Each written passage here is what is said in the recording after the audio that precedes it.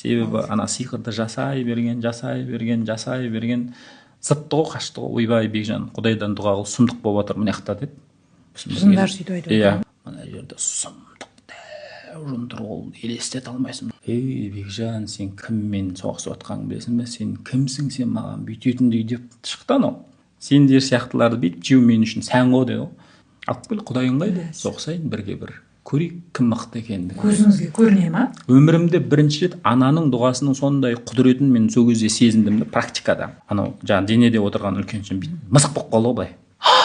Келді деді, былай қолын бүйтіп алған. Мынаның биіктігін ай, найзасын ай, мынау сұмдық қой мынау деп жаңа періштені көріп отыр ғой, енді ананың таңғалып жатыр, мынаның өзі таңғалып отыр. Өлтірейін деп жатыр деді да, бір кезде ішіне тықты ма, бір найзасын тықты ма анау. Ай, ішім деді жаңағы жын. Бекжан, құтқарып бәрін істеймін, мұсылман боламын, көмектес маған деді ғой кәдімгідей. Сөйтіп мысық бола қалды ғой.